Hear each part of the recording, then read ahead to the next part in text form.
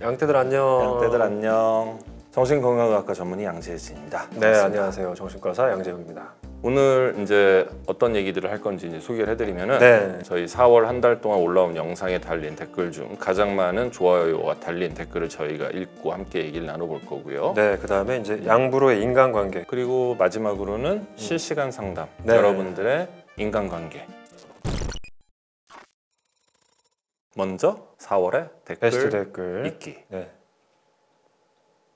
첫 번째입니다. 멘탈 관리 편에서 우리 좋았죠. 4월에 가장 네. 많은 조회수를 기록한 편이었죠. 리리님께서 의대 갈 성적부터 만들고 나서 고민하라는 말을 되게 돌려서 잘하신다. 제가 한 거예요. 잘하셨어요. 내가 어떤 거를 하고 싶다라고 할 때 그 과정이 있단 말이에요. 근데 많은 분들이 이제 그 과정에 대한 생각은 많이 안 하시고 저기로 어떻게 하면 갈 수 있어요? 어떻게 하면 될 수 있어요? 라는 얘기를 많이 하시길래 그런 말씀을 드렸습니다. 다음 댓글 역시 그 멘탈 관리 편에 나왔던 건데 겨울 블레어님이 남기신 거예요.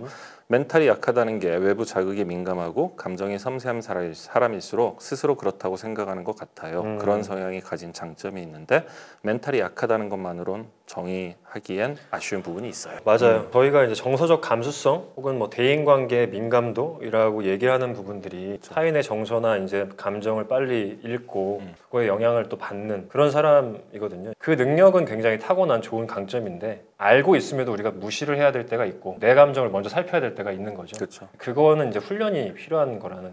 내 성격의 장점에 대해서는 자신 있어 하고 그거를 그 장점을 잘 활용하되 나의 단점을 수정 보완해 나가는 그런 노력들이 필요하다라는 얘기였습니다. 뇌도 여러분 근육이라고 생각하시면 돼요. 그렇죠. 네, 내가 훈련하는 방향으로 애가 발달을 할 수밖에 없습니다. 세 번째 읽어주시죠. 주식 편이었고요. 어텀님께서 이거 재밌네요. 끝자리 맞추는 거 저만 그런 줄 알았어요. 끝자리가 깔끔하게 보기 좋아서 숫자, 날짜, 금액, 시간 등등 이것 또한 강박이었군요. 제가 양정 원장에게 그 편에서 구사리를 먹고 나 같은 사람 많을 거다. 우리 양떼분들 저에게 힘을 주세요 했을 때 꽤나 많은 분들이 이런 댓글을 달았어요. 나만 그런 게 아니야. 너무 재밌었어요. 누가 숫자 맞춰서 주식을 팔 때까지 기다리고 있으면 이렇게 놀렸는데 많은 분들이 공감을 하시더라고요. 우리 강박 패밀리 화이팅입니다. 네. 그리고 다음 거는 성인형 ADHD 편에 달렸던 댓글인데 르미에 님이 남기셨어요. 전두엽 강화에는 운동이라니 30까지 성장한다니 열심히 운동하고 노력해야겠어요. 일단 제일 부러운 게 이분은 아직 30이 안 되신 것 같아요. 정말 부럽다. 근데 그 전두엽 강화가 너무 중요합니다. 진짜 중요하고 운동 제일 중요하고요. 명상도 여러분 많이 도움이 되고. 그럼요. 그 마음 일기라고 제가 전에 말씀드렸던 자기 감정을 이렇게 돌아보는 작업, 그 작업도 굉장히 전두엽을 강화시키는 데 도움이 되거든요. 그래서 그런 거를 계속 해주시면 옛날에는 30이라고 했는데 요즘엔 40까지라고 얘기하더라고요. 40까지도 충분히 그런 작업을 통해서 전두엽을 성장시킬 수가 있고 그 이후엔 안 해도 괜찮냐 그게 아니에요. 40이 넘어가면 이제 극도로 노화가 되면서 전두엽이 진짜 많이 헐거워지거든요. 근데 그거를 계속 좀 유지시키기 위해서는 또 운동하고 그렇죠. 명상하고 일기 쓰고 이런 게 되게 중요합니다. 다음 거 읽어볼까요? 네. 프로 고민러님. 아니다. 프로 고민러에 나왔던 그 편에서 미미찍님이 남기신 댓글입니다. 그래서 저는 아직도 두 분 중에 누가 더 멋있는지 못 정했어요. 하트. 물론 제가 어떤 걸 정한다고 해서 달라지는 건 없지만 제가 읽었지만 되게 민망한 글이에요. 감사합니다. 모태솔로 편 리아 케임님. 나도 모쏠인데 일단 어렸을 때 가정 환경에 깊은 상처가 있어서 사람을 믿지를 못함. 가족도 나를 버리고 가는데 라는 불안감과 깊은 인간 불신이 있음. 그래서 어린 시절 트라우마를 자극하는 나랑 안 맞는 부분이 하나라도 보이면 바로 백스탑하고 도망치게 됨. 그게 몇 번 반복되다 보니 시도조차 안 하고 누가 연애적으로 다가오면 철벽치게 되고 그냥 취미랑 여행, 일에 과몰입하면서 지냈는데 이게 그냥 속편함. 저희가 몇 번 얘기를 했던 건데 부정적인 경험을 통해서 받은 상처는 긍정적인 경험으로 덮어야 되거든요. 그게 트라우마의 극복이죠. 물론 상처가 크다 보니 누군가에 대한 믿음이 생기는 것 자체가 힘들어요. 그 믿음을 만들기 위해서는 시도를 해야 됩니다. 또 상처 받을 수도 있죠. 하지만 좀 더 좋은 관계를 통해서 그 트라우마를 조금씩 회복해 나갈 가능성이 훨씬 더 크다라고 생각을 해요. 다만 내가 어떤 사람에게 끌리고 어떤 사람과 관계를 맺을 건지 선택만 잘하시면 돼요. 선택하는데 쉽진 않을 수도 있지만 그럴 경우에 좀 주변의 사람들로에게 검증을 받으면서 그 사람에 대해서 어느 정도의 신뢰를 쌓은 이후에 그 후에 관계를 맺어나가는, 그래서 좋은 경험을 통해서 과거의 상처를 좀 덮어나가는 그런 일들을 해보셨으면 좋겠습니다. 드디어 저희가 이제 양부로의 인간관계. 네, 있다 없다 게임. 일단 1번. 첫 번째. 나는 정말 친한 친구가 5명 이상이다 이하다. 잠깐만. 5명? 정말 친한 친구 5명. 네. 하나, 둘, 셋.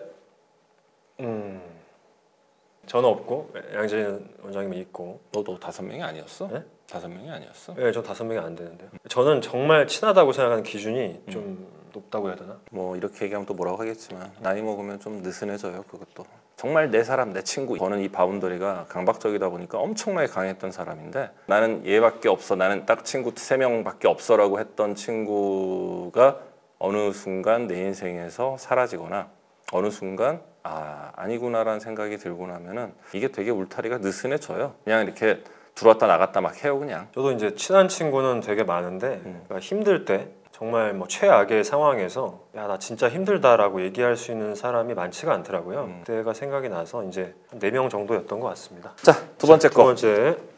나는 사회생활을 잘하는 편이 맞다, 아니다. 둘, 셋. 잘하는 것 같은데 좀 지치죠, 사실. 형도 그렇고 저도 그렇고 이렇게 태어났을 때부터 그냥 막 인싸는 아닌 것 같아요. 특히 이제 저는 원래 내향성이 워낙 있는 사람이라서. 근데 내향성은 있는데 공명심도 있어. 그러니까 반장은 제가 엄청 했거든요. 내향적인데 공명심은 있어요. 관계를 잘하긴 하는데 어느 순간 관계가 또 피곤하고 이거를 계속 반복하는 삶을 사는 것 같아서 두루두루 잘 지내고 사회생활을 잘 하는 편인데 근데 사실은 어느 순간 좀 피곤하고 혼자 있고 싶어지고 뭐 이런 거를 계속 하게 되는 왔다 갔다 하는 것 같아요. 사실 양재영 원장 같은 경우는 조금 어렸을 때부터 저랑 아예 성향이 달랐거든요. 사람들 앞에 나서는 거를 되게 좋아하고 잘했었어요. 정말 꼬맹이 때 아기 때부터. 저 같은 경우는 뭐 관심 받는 걸 너무 싫어했던 사람이고 근데 완전 바뀌었구나 우리가 살면서. 살면서 완전 바뀐 것 같아요. 근데 아무튼 사회생활은 기가 막히죠. 어디 갖다 놓으면은 그 사람들하고 처음 만나자마자 친해지는 거 1등이고 제 형은 진짜로 어디 가서 누구랑 정말 빨리 친해져요. 그거 정말 잘해요. 거기서 끝이에요. 한때는 정말로 모임도 많이 하고 그러다가 너무 지쳐서 지금은 정말 극소수의 모임만을 나가고 있습니다. 그건 그냥 저기 나이 드신 거 아니에요? 늙어서? 네. 아니야. 세 번째 질문 가겠습니다. 네. 나를 무시하는 사람에게 상처받은 적이 있다 없다. 둘, 셋. 당연히 있죠. 이건 뭐 당연히 있죠.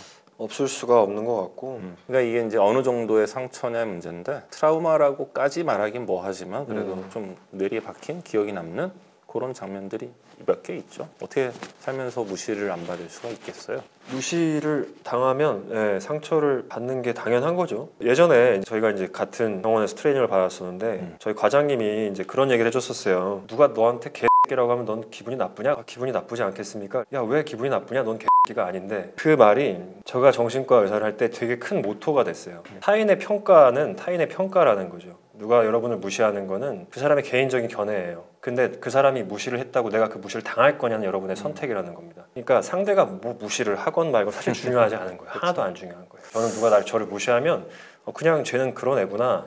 저 사람은 그냥 저 정도까지의 사람이구나. 그냥 그렇게 생각을 하고 그 사람이랑 멀리해요. 그 사람 옆에서 굳이 나를 증명하려고 하지도 않고 그 사람을 미워하지도 않아요. 여러분을 누가 무시할 때 그냥 단순히 그 사람의 의견이라고 여러분도 생각을 하셨으면 좋겠어요. 그냥 무시를 무시하시면 돼요. 자, 네 번째 있다 없다는 인간관계 스트레스를 심하게 받은 적이 있다 없다. 둘, 셋.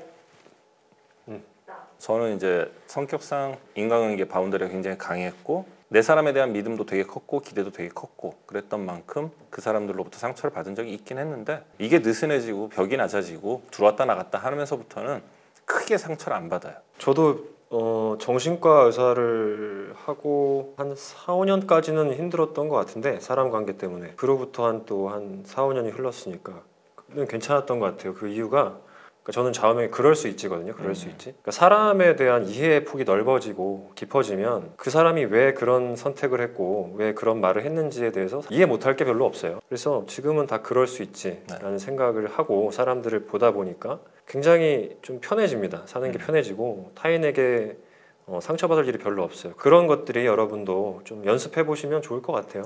자, 이제 마지막 질문인가요? 네.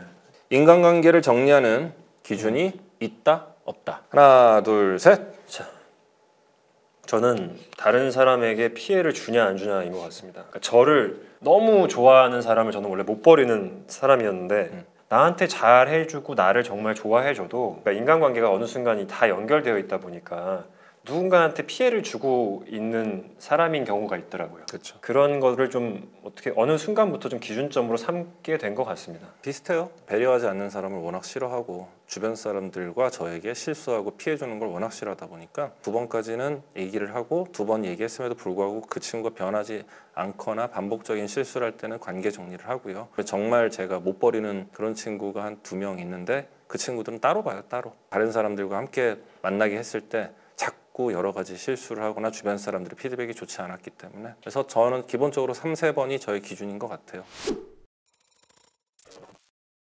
대인관계, 인간관계에 대한 상담 딱 하나만. 이거 해볼까요? 안녕하세요 선생님들. 결혼을 생각하고 있는 분이 있는데 여자친구 나이가 35살인데 친언니에게 많이 의지하고 있고 친언니가 여자친구의 인생에 상당히 깊게 관여하고 있고 결정을 지어주는 편인데 저는 이게 너무 싫은데 어떻게 해야 될까요? 여자친구분의 집안 배경, 환경을 전혀 모르기 때문에 언니와 이 여자친구분이 왜 이렇게 애착관계가 형성이 됐는지에 대해서는 잘 모르겠지만 후니님이 말씀하신 대로 좀 여자친구가 언니로부터 정서적으로 좀 독립을 해서 좀 오롯이 혼자 잘 지내는 어른이 되는 과정이 있은 후에 결혼을 하시는 게 맞는 것 같긴 하거든요. 결혼하시고 나서 이 문제를 다뤄나가면 너무 힘들어질 것 같아요. 그렇죠. 여자친구분하고 충분히 대화를 하셔서 독립된 개체로서 존재할 때 결혼이라는 걸 할 수가 있다라고 분명히 본인의 의사를 전달하는 게 중요할 것 같고 그 과정이 생략되고 그냥 언니랑 있다가 이거를 그대로 나한테 그렇죠. 가져왔을 때는 또 나한테 이거를 의지하고 의존하고 그렇게 되게 될 거거든요. 근데 그게 처음에는 되게 구미가 당길 수 있어요. 내가 그런 어떤 역할을 해주고 있다는 데서 좀 만족감을 느낄 수도 있고 근데 그 관계는 부부 관계에서 결코 건강한 관계는 아니게 그렇죠. 됩니다. 여자친구분이 독립적으로 잘 지내는 게 우선 되어야만 이 결혼 생활이 안정적으로 잘 유지가 될 가능성이 크다라는 거. 또 그래야 여자친구분도 언니와 그리고 다른 가족 구성원과 건강한 관계를 유지할 수 있습니다. 마지막으로 딱 하나만 다뤄보도록 하겠습니다. 인간관계를 가질 때 자꾸 맞춰지는 포지션이 되어서 피로감이 느껴집니다. 처음엔 정말 괜찮았던 것들로부터 피로가 쌓이면서 여태 힘든 것을 참아온 것 같은 상황이 돼요. 이것이 상대방에게도 배신감을 주는 것 같습니다. 결과적으로 요구하는 것은 쉽게 포기하고 맞춰가다가 피로해지고 트러블이 생기는 상황이 반복됩니다. 적절히 조절하는 방법이 있을까요? 라고 하셨네요. 여러분 이게 그겁니다. 그러니까 연인 관계에서도 참다 폭발하시는 분들이 있고 참다가 어느 순간 관계에서 도피하시는 분들, 잠수 타버리는 분들 이런 분들이 있거든요. 내가 힘들다, 지금 불편하다, 지금 얘기를 좀 해야겠다 이런 어떤 기점들을 자꾸 놓치고 가시는 거는 결과적으로 관계를 더 악화시켜요. 왜냐하면 상대방은 이걸 해도 괜찮겠지. 얘는 지난번에도 받아줬으니까. 이 정도는 받아주는 애니까. 이렇게 되거든요. 그래서 점점 더 나는 더 힘들어지게 되고 상대방은 점점 더 많은 것들을 아무렇지 않게 요구할 수도 있고 표현할 수도 있게 됩니다. 관계가 처음엔 시소가 이렇게 있다가 어느 순간 이렇게 점점 기울어져요.